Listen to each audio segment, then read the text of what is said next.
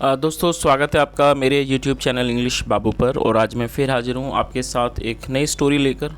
और दोस्तों ये जो आज की स्टोरी है ये एक बहुत ही अच्छी स्टोरी है, बहुत सुंदर कहानी है जिसे सुनकर आपको बहुत मज़ा आएगा। उसके अलावा यहाँ पर आपको कहानी के एंड में बहुत ही अच्छी चीज़ सीखने को मिलेगी। और दोस्तों ये जो स्टोरी है वो एक आदमी और जानवर के बीच का जो रिश्ता है ये उस चीज़ के ऊपर कहानी है।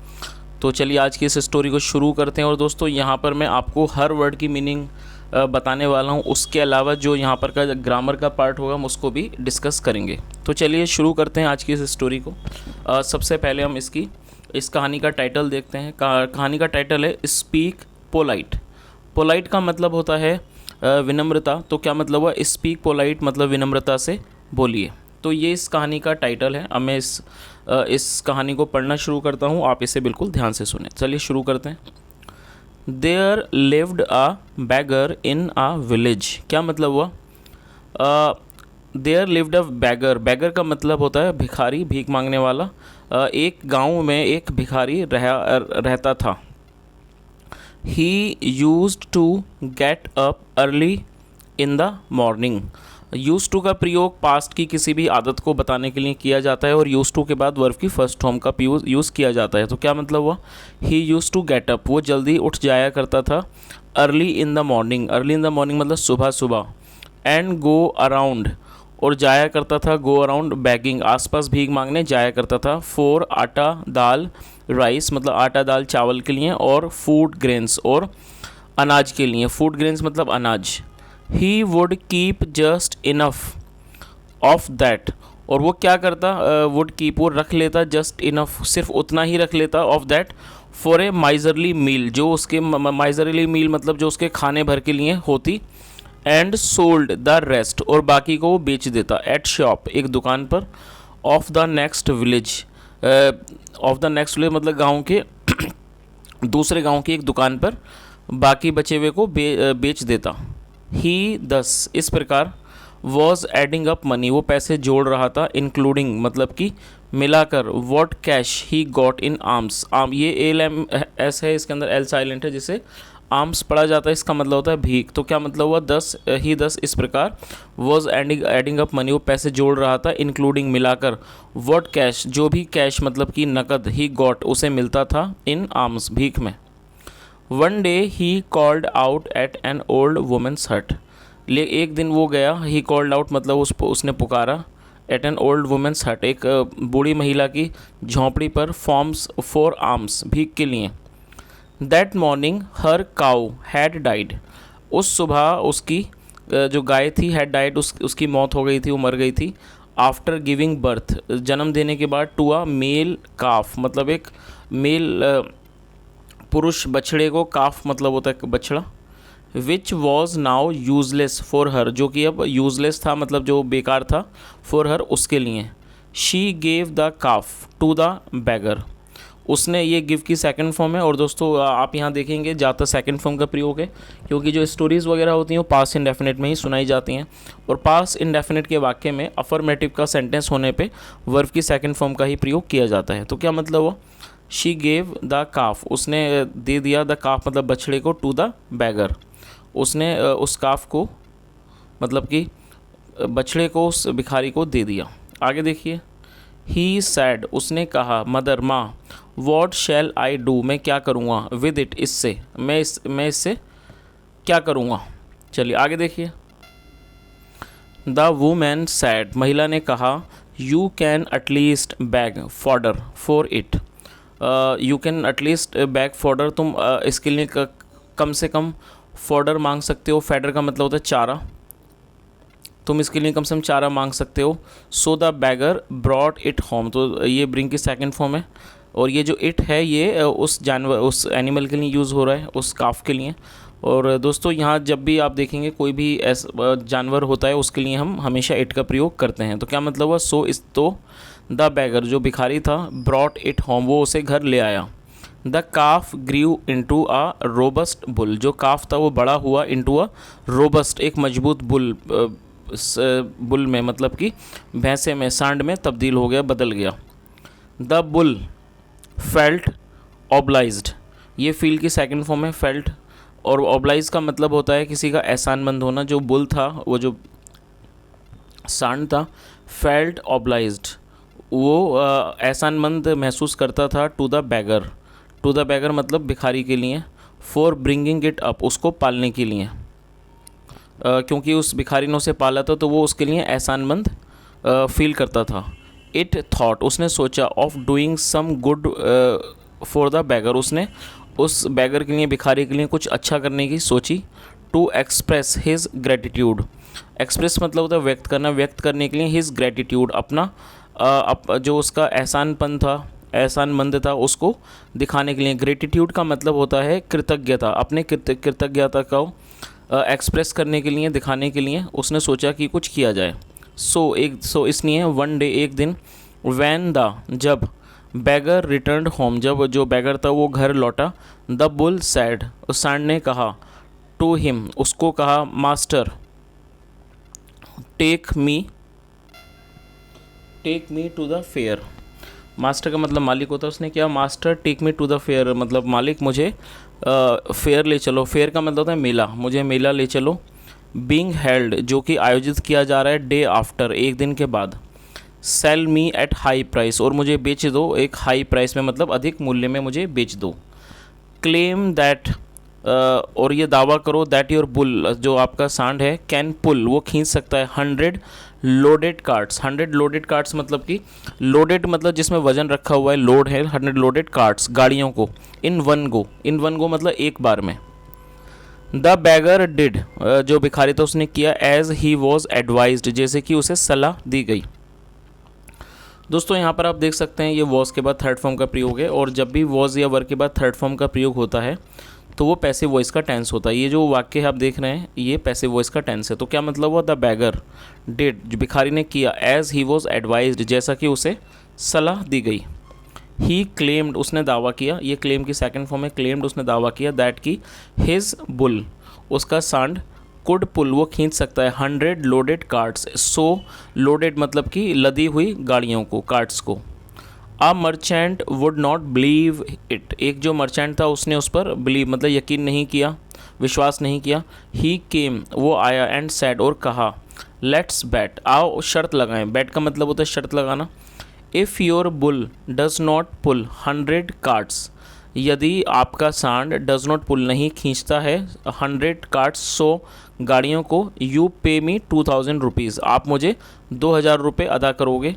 इफ़ इट डज, यदि वो ऐसा करता है, आई विल पे यू 2000, यदि वो ऐसा करता तो मैं आपको 2000 पे करूँगा। The bagger accepted the bat, जो बैगर था, भिखारी था, उसने स्वीकार कर लिया, दैट द बैट, उसने शर्त को स्वीकार कर लिया। चलिए आगे देखिए। The merchant loaded his goods in 100 carts, जो मर्चेंट था, व्यापारी, उसने लोड कर दिया मतलब लाद दिया, हिज गुड्स, अपने सामान को, इन 100 कार्ट्स, 100 गाड़ियों पर। हुक्ड दैम, हुक का मतलब उसने उनको हुक कर दिया, मतलब एक रस्सी के साथ हुक लगा दिया। हुक दैम टुगेदर, उनको एक साथ हुक कर दिया, बांध दिया। एंड सैड, और कहा, टू द बैगर, भिखारी को, शो मी, मुझे दिखाओ। The bagger yoked his bull, योग का मतलब उसने, योग का मतलब जोतना होता है, लगा देना होता है, उसने योग अपने सांड को लगा दिया। टू द फ्रंट वैगन, सबसे जो आगे का वैगन था, मतलब वैगन का मतलब होता है यहाँ पर गाड़ी, तो जो उसने जो सबसे आगे की जो गाड़ी थी उसमें उसको लगा दिया। एंड विप्ड, और उसे चाबुक मारा, विप्ड द बुल, बुल को चाबुक मारा, सेइंग, ये कहते हुए, मूव मतलब चलो, यू स्टूपिड बीस्ट, यू मतलब कि तुम मूर्ख जानवर। द बुल स्टूड स्टिल, ये स्टैंड की सेकंड फॉर्म है, स्टूड मतलब खड़ा। द बुल, जो सांड था, स्टूड स्टिल, वो खड़ा रहा। एक स्टिल का मतलब होता है बिना हिला डुले, एक ही जगह पर रहना।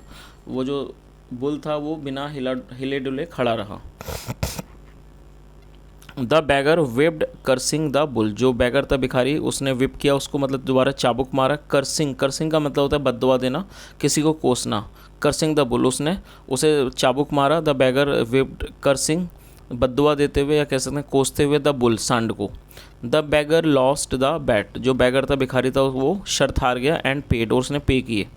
द बुल रिमार्क्ड, जो बुल था उसने मतलब कि टिप्पणी की, you lost the bat your self, तुम हारे हो, द बैट, शर्त को, योर सेल्फ अपने आप, तुम खुद हारे हो। द बैगर स्क्रीम्ड, स्क्रीम का मतलब होता है गुस्से में चिल्लाना, जो बैगर था वो चिल्लाया, गुस्से में चिल्लाया। लायर, झूठे। यू चीटेड मी, तुमने मुझे धोखा दिया। आई चीटेड नो वन, मैंने किसी को धोखा नहीं दिया। नेवर, कभी नहीं दिया। Have I ever given you trouble, देखिए ये प्रेजेंट परफेक्ट का टेंस है, जब भी हैज़ हैव के बाद थर्ड फॉर्म आएगी, ये थर्ड फॉर्म है गिव की। और दोस्तों यहाँ पर आप देख सकते हैं इसमें हेल्पिंग वर्ब पहले आ गई है, तो जब भी हेल्पिंग वर्ब शुरुआत में आती है वाक्य के तो वो इंट्रोगेटिव का वाक्य होता है। तो क्या मतलब हुआ, हैव आई एवर, एवर का मतलब कभी, have I ever given you trouble, क्या मैंने कभी आपको कोई परेशानी दी है। देन फिर why you made no effort, फिर तुमने कोशिश क्यों नहीं की, वो no effort. To pull the cart, अब ये जो है किसान वो जो भिखारी है उससे पूछ रहा है then why you made no effort, फिर तुमने कोई कोशिश क्यों नहीं की। टू पुल द कार्ट मतलब कि गाड़ी को खींचने की। चलिए आगे देखिए। Y did you abuse me for nothing, Y did you, तुमने मुझे गाली क्यों दी, फॉर नथिंग मतलब बिना किसी बात के, ये सांड बोल रहा है उससे, why did you abuse me for nothing. The beggar realise का मतलब होता है महसूस होना। The beggar realise his mistake, beggar को, भिखारी को अपनी गलती का एहसास हुआ। The beggar realise his mistake. The bull advised, जो बुल था उसने सलाह दी, एडवाइस की सेकंड फॉर्म है the bull advised. Now challenge the same merchant, now challenge मतलब कि चैलेंज करने का मतलब होता है किसी चुनौती देना।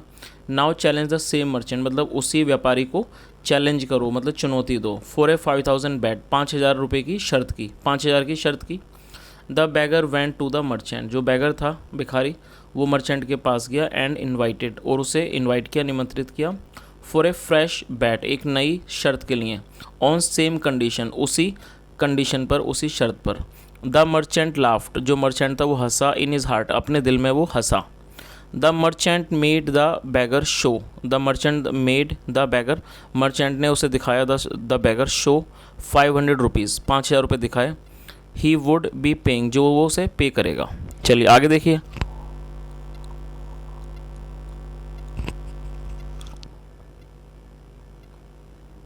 तो मैं उम्मीद करता हूँ शायद ये लाइन आप समझ ही गए होंगे, मैं दोबारा इसको एक बार क्लियर कर देता हूँ। The merchant made the beggar show, ये एक पॉजिटिव वाक्य है, तो इसका मतलब ये हुआ तो मर्चेंट ने उससे दिखवाए, मतलब कि उसे 5000 रुपये दिखाना, अगर आप इसका मतलब ऐसे समझें, क्योंकि इस 5000 रुपये की शर्त थी तो शायद मर्चेंट को, व्यापारी को उस पर यकीन नहीं होगा कि ये व्यक्ति मुझे 5000 रुपये दे देगा, तो उसने उससे मतलब कि देखने को 5000 रुपये देखने को कहा। तो उसने यहाँ पर क्या मतलब हुआ, the merchant made the beggar show, मतलब कि पॉजिटिव वाक्य है कि जो व्यापारी है उसने भिखारी से 5000 रुपये दिखवाए। Show 5000 rupees, he would be paying, जो वो पे करेगा। Again the carts were loaded, दोबारा से कार्ट्स को मतलब कि गाड़ियों को लोड किया गया, लादा गया। दिस टाइम, इस बार। द बैगर सेड, बैगर ने कहा। टू द बुल, सांड को। डियर सन, प्यारे बेटे। Our honour is at stake, stake का मतलब दांव, ऑनर मतलब सम्मान, हमारा सम्मान जो है इज़ एट स्टेक, वो दांव पर है। सेव इट, इसे बचा लो। द बुल, सांड। गेव अ पुल, उसने, गेव अ पुल मतलब उसने एक पुल किया मतलब खींचा। And a train of 100 carts, और जो एक ट्रेन थी 100 कार्ट्स की गाड़ियों की। मूव्ड अलोंग, वो एक साथ मूव हो गई मतलब हिल गई। The bagger took the winning of 5000 rupees, जो बैगर था भिखारी था उसने उस जीत की रकम को 5000 को लिया, 5000 रुपीज़। एंड रिटर्न होम, और घर लौटा। विद हिज डियर बुल, अपने प्यारे सांड के साथ। पैटिंग इट, पैटिंग मतलब उसको थपथपाते हुए, ऑल द वे, पूरे रास्ते। एंड सेइंग, कहते हुए, स्वीट थिंग्स, मीठी बातें, टू इट, उसको। चलिए दोस्तों इस कहानी का हम मोरल देख लेते हैं। इस कहानी का मोरल क्या है। In most cases tongue is the difference between success and failure, क्या मतलब हुआ। मोस्ट के मतलब कि इन मोस्ट केसेस मतलब अधिकतर मामलों में। टंग, टंग का मतलब होता है ज़ुबान जो होती है। इज़ द डिफरेंस, वो क्या होता है, वो फ़र्क होता है, वो अंतर होता है किस चीज़ का, बिटवीन सक्सेस, सफलता, और एंड फेलियर, विफलता के बीच में। तो मैं उम्मीद करता हूँ आपको इसका मतलब समझ ही आ गया होगा कि जैसा हमने इसे स्टोरी में देखा, जब उस भिखारी ने अपने सांड से प्यार से बात नहीं की तो सांड ने उसमें इंटरेस्ट भी नहीं लिया और वो लोग शर्त हार गए। लेकिन जब उसने मीठी तरीके से उससे बात की तो सांड ने अपनी पूरी ताकत से उसे वो शर्त जितवा दी। तो दोस्तों कई बार हम देखते हैं कि कुछ लोग अच्छी भाषा का प्रयोग नहीं करते, जो कि एक अच्छी बात नहीं है। तो हमें हमेशा ही अच्छी भाषा का प्रयोग करना चाहिए। जैसे हम देख सकते हैं इस कहानी का भी जो टाइटल है वो है स्पीक पोलाइट, मतलब हमें प्यार से ही बात करनी चाहिए, जो कि हमारे जीवन में भी बहुत अच्छी चीज़ें ला सकता है।